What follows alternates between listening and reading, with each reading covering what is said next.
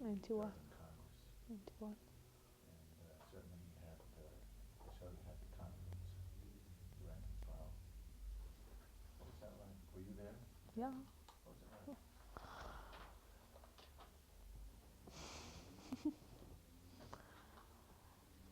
I think actually we wanted Comrade Chris to be the deputy president. That was the issue was all about. Um, and we're kind of disappointed that actually he withdrew. Because the whole Congress, we kind of felt that he should be the deputy president. But Comrade Chris was in a way also very disciplined, you know. He kind of, in as much as respecting our views on the matter, but also put the interest of the ANC, of the alliance first. In situations like those, he would kind of make sure that whatever decision that comes, the decision that not only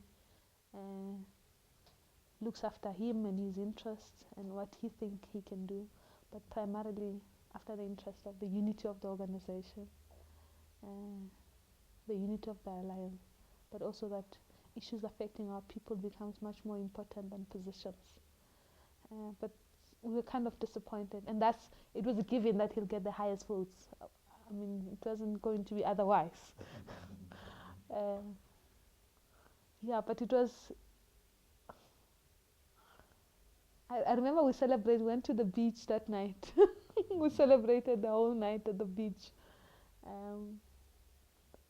But also, I think it was a sign that he has the confidence of our people. Not only within the conference itself, even beyond the conference. But he never abused that. He never took that for granted.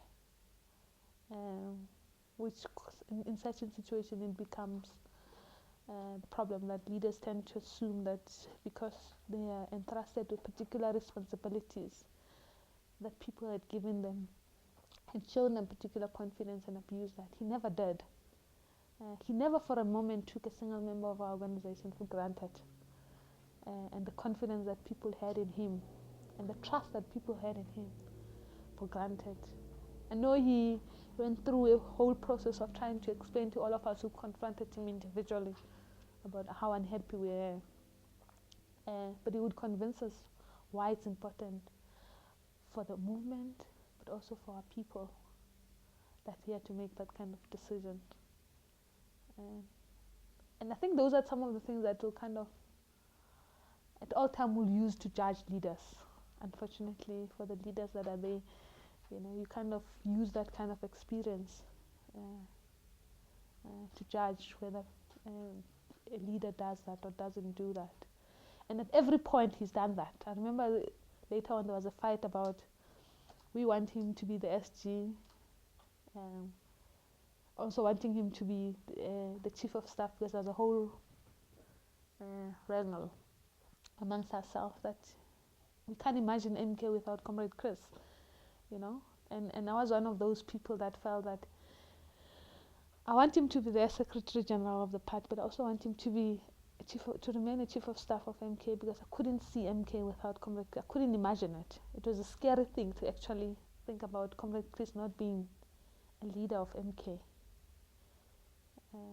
And we kind of convinced him that we'll assist, we'll put in support, we'll do whatever we need to do for him to be able to take the two positions. And I think we didn't convince him for the secretary until the pressure at the Congress of the party. And even at that point in time, his decision was informed by what is priority for the party at that point in time. And he took a decision that he can be the chief of staff of MK at the same time, because the party needs him full time. He can only do one thing and do it with all what he can. He can't be split between the two. And sadly, we had to kind of have an MK that didn't have Comrade Chris as a chief of staff.